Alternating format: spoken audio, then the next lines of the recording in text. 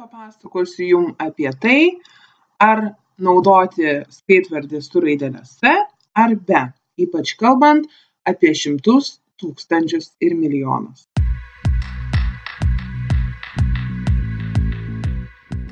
Pagrindinė taisyklė tokia, kad ar mes kalbame apie tikslų skaičių ar ne.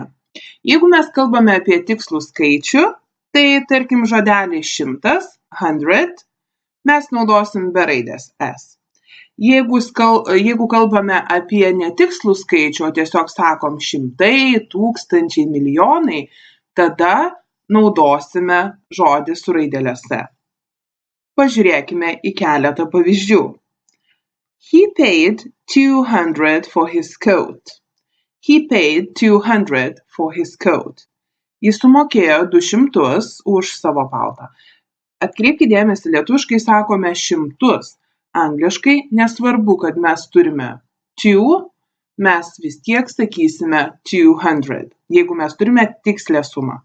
Tačiau, he spends hundreds on his clothes. He spends hundreds on his clothes. Jis išleidžia šimtus rūbams. Nežinom kiek tiksliai, tiesiog daug, šimtus. Šiuo atveju, kai skaičius yra netikslus, naudojame hundreds su raidele S. Pažiūrėkime į kitą pavyzdį. I paid 4,000 euros for my studies. I paid 4,000 euros for my studies. Aš sumokėjau 4,000 eurų už savo mokslus, už savo studijas. Taigi, 4,000 tiksli suma, 1,000 be S. Kitas pavyzdys, kai skaičius nėra tikslus. I pay thousands for my studies every year. I pay thousands for my studies every year. Aš moku tūkstančius už savo mokslus kiekvienais metais. Nesakom tiksliai kokią sumą, tiesiog tūkstančius. Thousands. Lygiai tas pats yra, kalbant apie milijonus. She won 10 million in a lottery. She won 10 million in a lottery. Ji laimėjo 10 milijonų loterijoje. Jeigu tai yra tiksli suma, kiek ji laimėjo, tai naudojam tiesiog 10 million. Jeigu sakom, she won millions in a lottery, ji laimėjo milijonus loterijoje, nežinom kiek tiksliai, bet ten labai daug pinigų, tai galime sakyti millions. Millions, kai skaičius nėra tikslus. Ir paskutinis pavyzdys tai yra dozen. Dozen yra tuzinas. Ir lietuvių kalboje mes žodžio tuzinas nenaudojam taip dažnai, kaip, tarkim, anglai naudoja kalbėdami. Pažiūrėkim, 2 dozen people were injured. 2 dozen people were injured.